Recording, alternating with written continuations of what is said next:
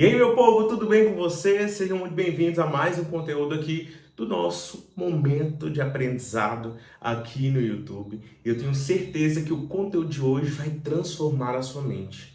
Hoje eu estou disposto a destravar de vez a forma como você vai entender sobre estruturação da Libras. Sei que você já ouviu várias coisas nesse sentido. O Anderson, eu já fiquei sabendo que a gente precisa estruturar pensando sempre dessa forma, ou tem que ser desse jeito. Mas vamos entender da forma mais descomplicada possível, até porque a linguística da Libras ela tem um estudo muito aprofundado. Os estudos das traduções e assim por diante trazem para nós um conteúdo muito extenso. Mas precisa de alguém que venha descomplicar isso para você. Porque você não é o estudo, não é o linguista que está estudando agora. Você é uma pessoa que está aprendendo a língua de sinais e precisa entender sobre estruturação. Então vem comigo que a gente vai fazer isso aqui funcionar, beleza? Primeira coisa que você precisa saber sobre a estrutura da Libras. Ela é diferente da estrutura do português por três motivos principais. Primeiro, ela não tem o tanto de vocabulário como a língua portuguesa tem. Ela é uma língua muito mais enxuta. Segundo, ela valoriza muito mais a localização de coisas e trabalho de visual para que você entenda por meio das mãos como se fosse uma simulação daquilo acontecendo, do que os detalhes em palavras descritas. E terceiro, ela se difere porque uma palavra pode ter vários sinais. Agora, um sinal, ele pode significar não só várias palavras, mas várias palavras ainda diferentes. Vai falar que você nunca parou para pensar a respeito disso. Quer ver um exemplo? Que sinal é esse daqui? Deixa aí nos comentários. Provavelmente você me respondeu conseguir, mas você esqueceu de me falar que além de conseguir, isso aqui também é conquistar. Mas conseguir conquistar, será que... Não, também é ganhar, mas ganhar é muito diferente, Anderson, mas está dentro. Também outro sinal, além de conseguir, conquistar, ganhar, você também pode usar como adquirir. Mas adquirir para conseguir é muito diferente. Sim, mas é essa a magia da Libras. Um sinal vai ter várias palavras para trazer ideias diferentes e é por isso que a Libras, a princípio, soa difícil para muitas pessoas. Porque sempre vai ficar com esse olhar de, meu Deus do céu, eu tenho que aprender isso daqui vai ser para várias coisas, eu tenho que saber todos os sentidos. Mas a gente esquece de olhar por esse lado. Várias palavras da minha língua eu resumi em um sinal só. É diferente por isso. Então, esses três quesitos principais é o que faz com que a língua seja diferente. Diferente em questões de aspectos de palavras, mas na estruturação eu vou te mostrar que ela é muito parecida.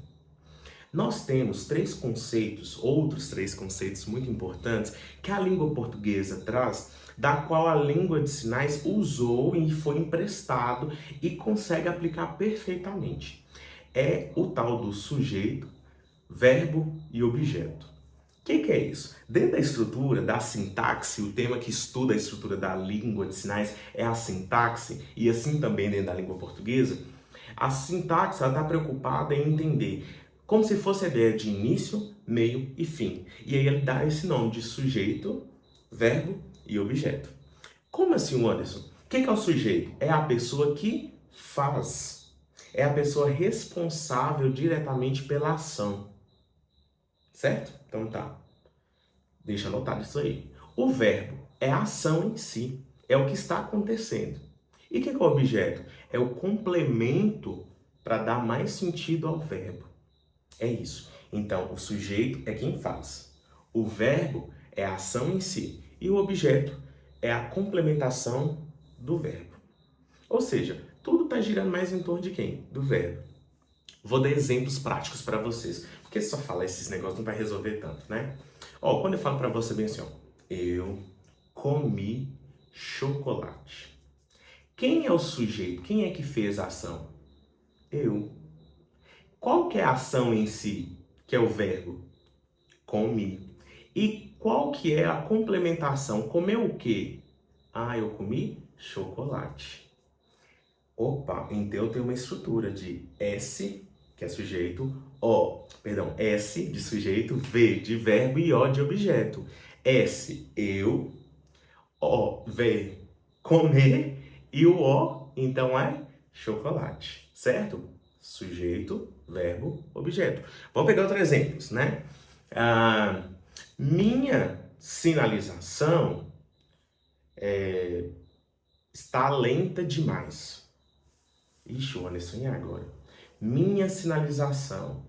Eu estou referindo ainda ao sujeito. Qual que é o sujeito nesse caso? É a minha sinalização.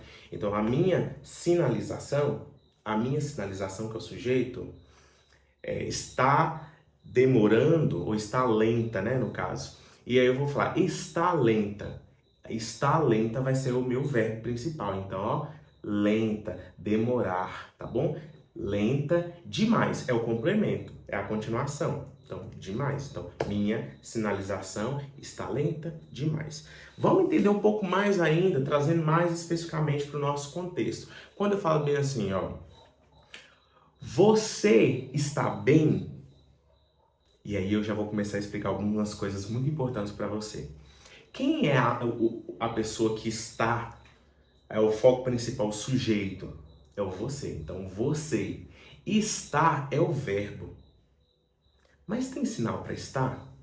Aí eu vou te passar agora a segunda dica valiosa que você já vai anotar.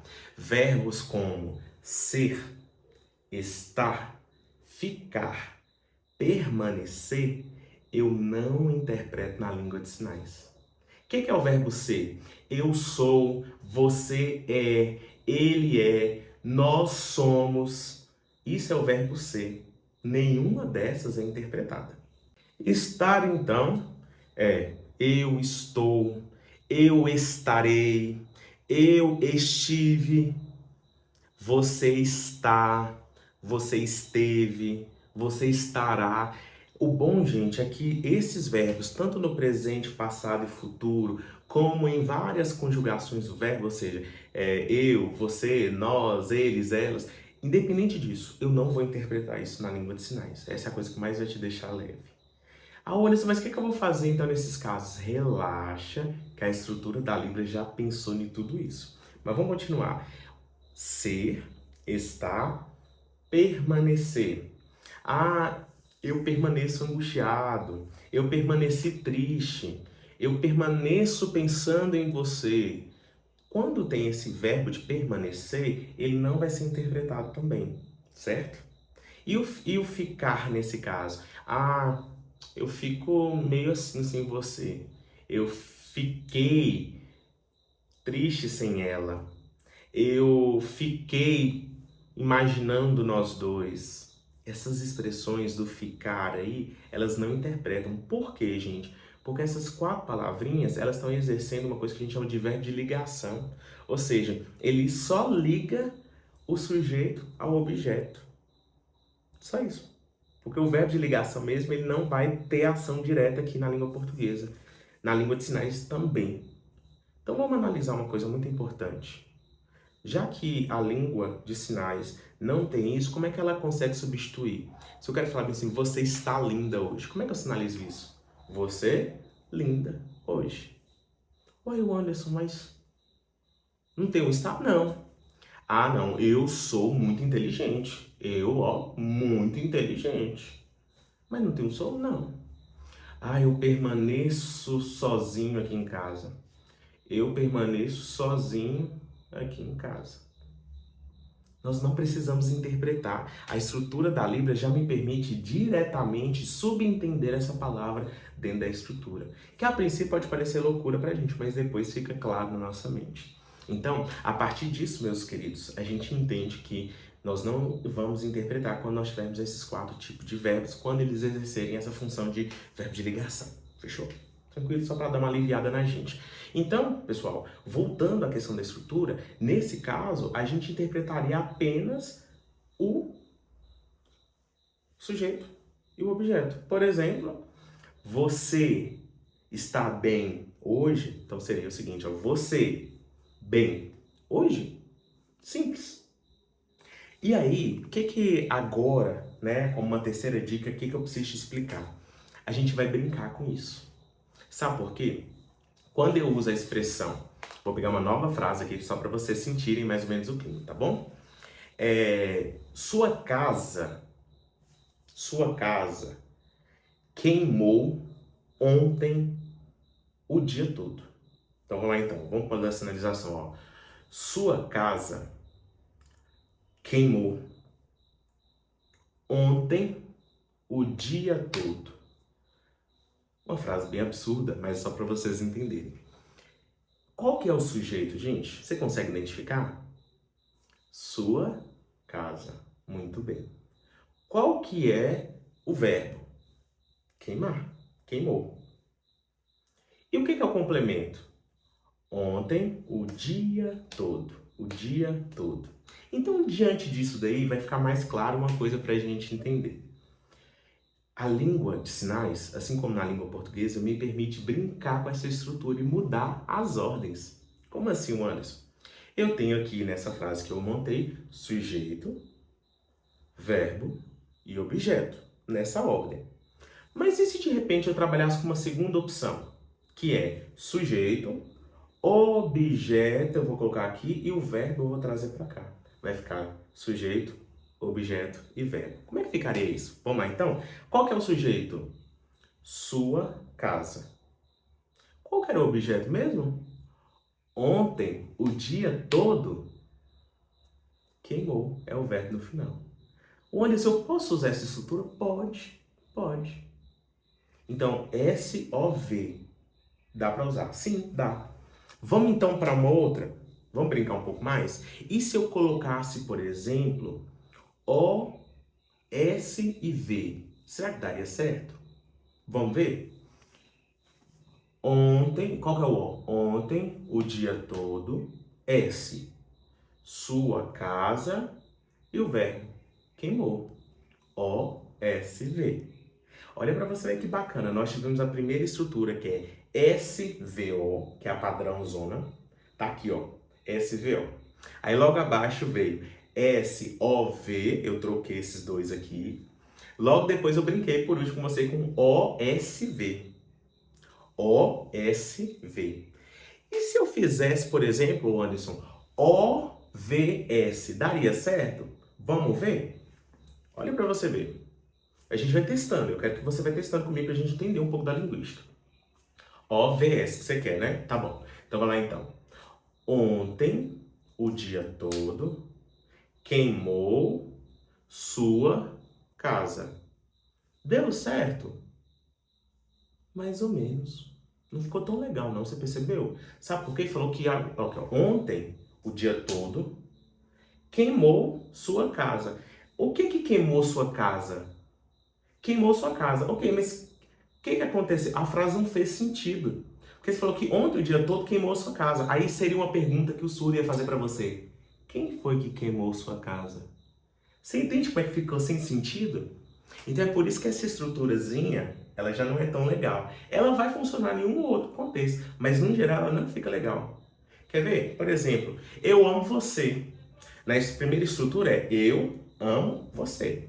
E na estrutura SOV, eu, você, ama. Ih, já não deu muito certo, sabe por quê?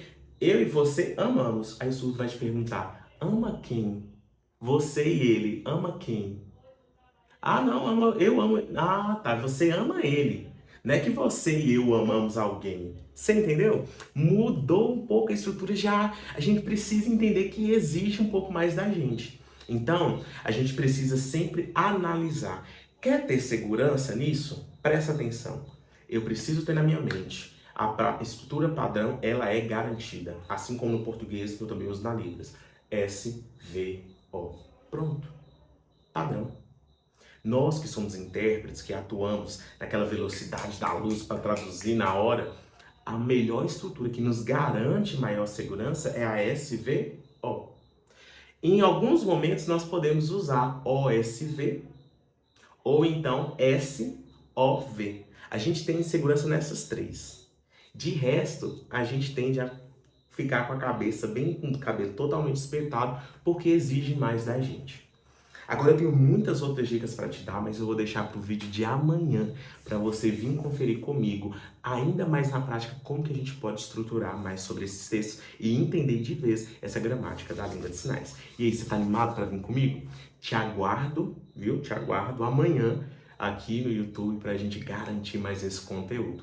E a gente vai ter a parte 2. Não esquece, então, de comentar, compartilhar com outras pessoas e seguir o nosso canal, caso você ainda não seja inscrito, beleza? Eu vou ficando por aqui e até o nosso próximo vídeo. Falou!